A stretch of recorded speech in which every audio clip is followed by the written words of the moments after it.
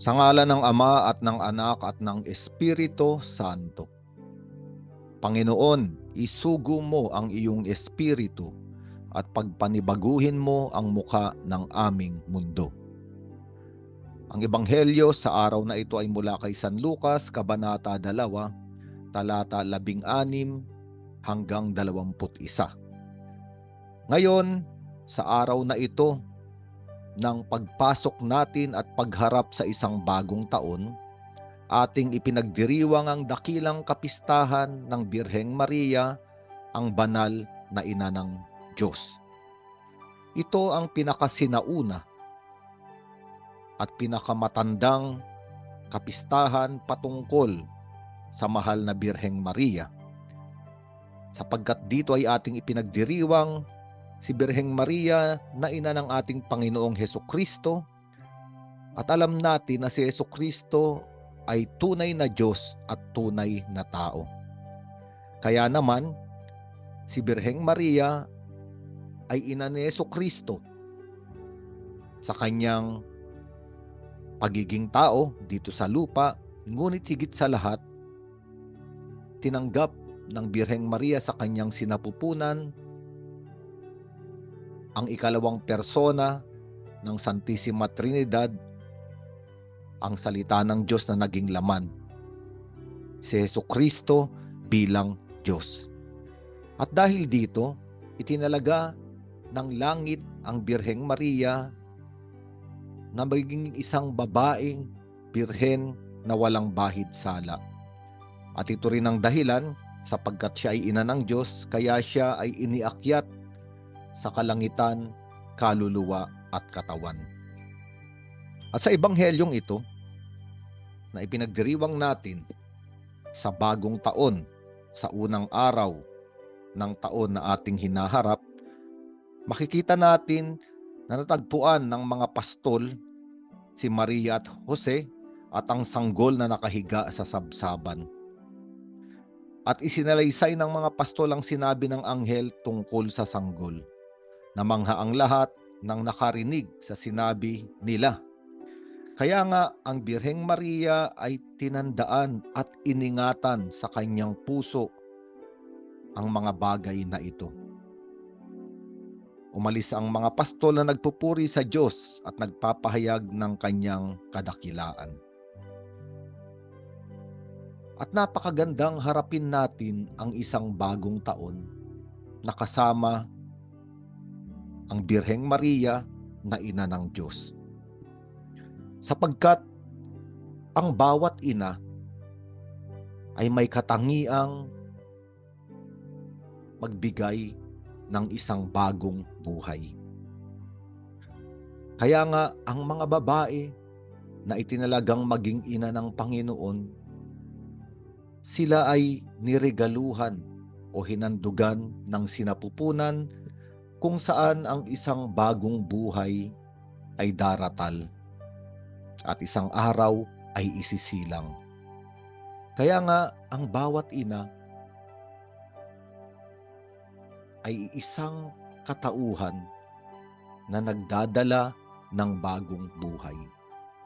At napakagandang pagnilayan natin ang mahal na Birheng Maria bilang ina ng Diyos, sapagkat nung ibinalita ng anghel na siya ay maglilihi at manganganak ng ating Panginoong Hesukristo, ang Emmanuel, ang Mesiyas na magliligtas sa atin, sa pamamagitan ni Birheng Maria, inialay ng Diyos sa sangkatauhan ang isang bagong buhay. Ang buhay ng kapatawaran at kaligtasan.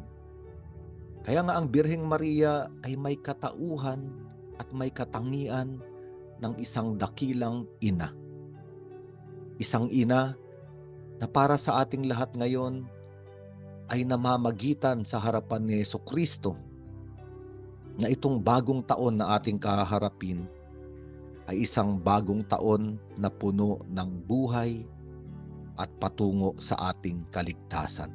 Ang ibig sabihin, ayaw ng ating ina, ng ating Birheng Maria, na mabuhay tayo ng walang kahulugan o humarap sa isang bagong taon na nasisindak at nawawalan ng lakas. Ang nais niya lahat tayo ay bigyan ng bagong buhay. Sa pamamagitan niya at higit sa lahat, sa tulong ng kanyang pinakamamahal na anak, ang ating Panginoong Hesukristo. Ang ikalawang katangian ng mga babae na nagsilang at naglihi ng mga sanggol sa kanilang sinapupunan, ang kanilang mga anak ay bahagi ng kanilang buong pagkatao. Ang ibig sabihin, kumpleto ang isang ina dahil sa kanyang anak. Kaya nga, kapag ka ang anak ay wala pa, hindi mapakali ang isang ina na naghihintay sa bahay. Pasilip-silip sa silid ng anak kung dumating na ba, sapagkat matatahimik lamang ang isang ina kapag ang kanyang mga anak ay nasa piling niya. Kaya nga, ang isang ina ay kumpleto dahil sa kanyang mga anak. Ang ibig sabihin, sa buong buhay niya, bahagi na ng kanyang pagkatao, ng kanyang kasaysayan, ang kanyang mga anak. At napakagandang pagnilayan na ang ating Birheng Maria ay totoong ating ina. At hindi siya natatahimik kapag may isang anak na nawawala. Kung maalaala natin sa Ebanghelyo ni San Juan sa Kabanata 11, sinabi ng ating Panginoong Hesukristo sa krus, "Babae, narito ang iyong anak." Ang anak ay ang pinakamamahal na alagad. At sinabi naman ni Hesukristo sa pinakamamahal na alagad, "Narito ang iyong ina." Sa tagpong iyon, ipinagkatiwala ng ating Panginoong Hesukristo sa Birheng Maria lahat ng sumusunod sa Kanya, sa Mesiyas, sa ating Panginoon, na maging anak ng iisang ina ni Birheng Maria. Kaya nga, tayo ay bahagi ng buhay, ng pagkatao, ng kabanalan ng Birheng Maria. Kaya nga kung mapapansin natin sa kasaysayan ng daigdig, paulit-ulit na nagpapakita ang Birheng Maria sa Fatima, sa Guadalupe, sa Lourdes, at sa marami pang bansa sa daigdig upang tawagin ang mga taong magbalik loob sa Diyos.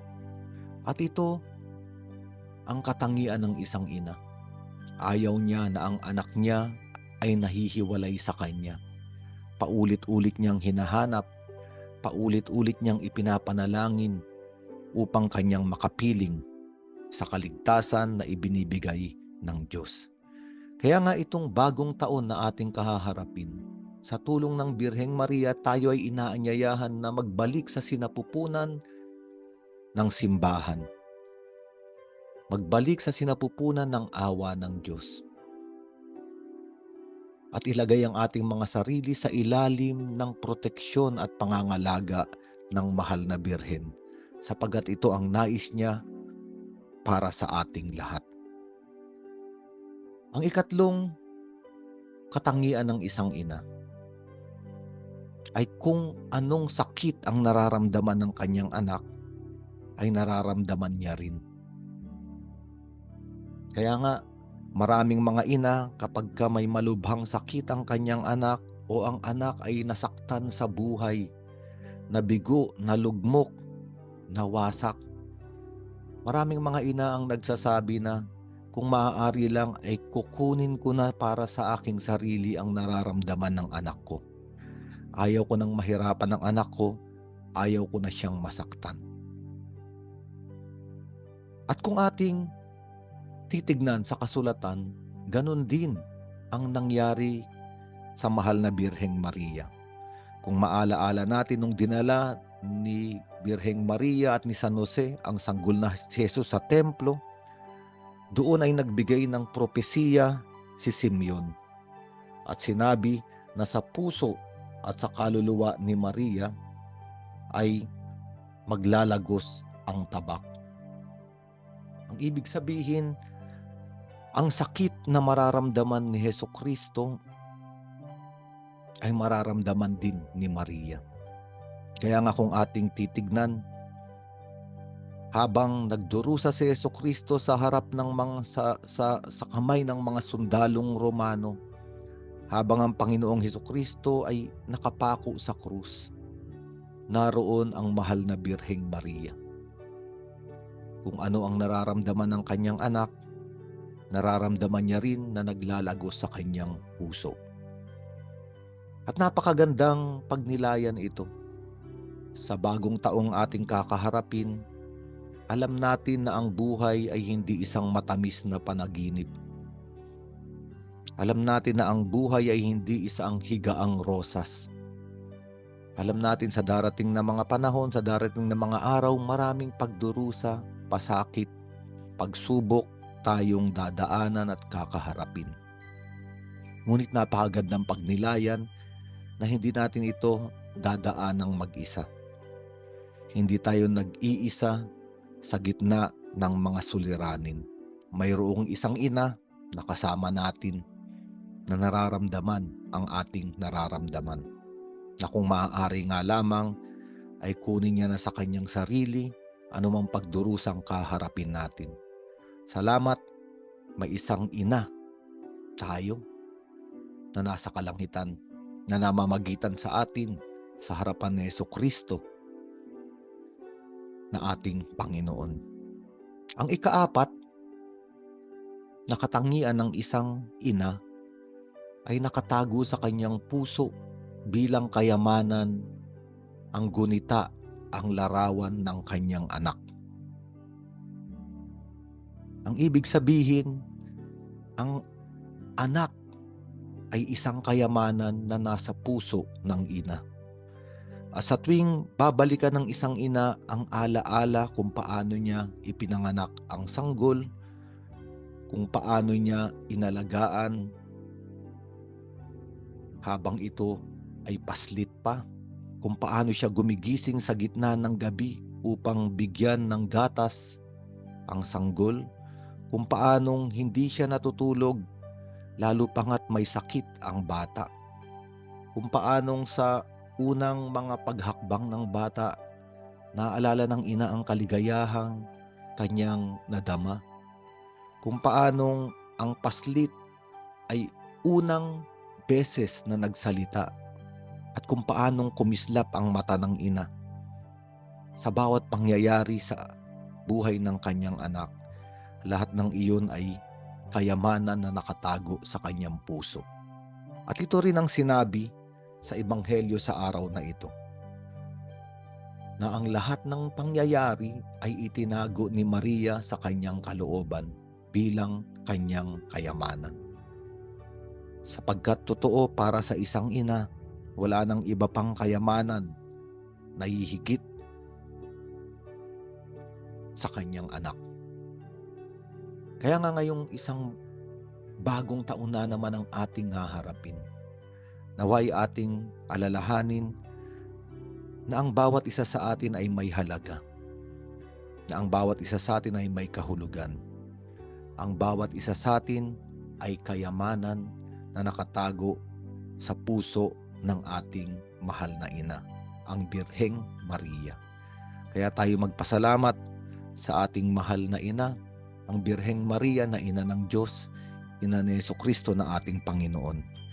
Dahil sa Kanya, tayo ay may karapatang pumasok sa kaligtasan, sa kaharian, at sa kalangitan.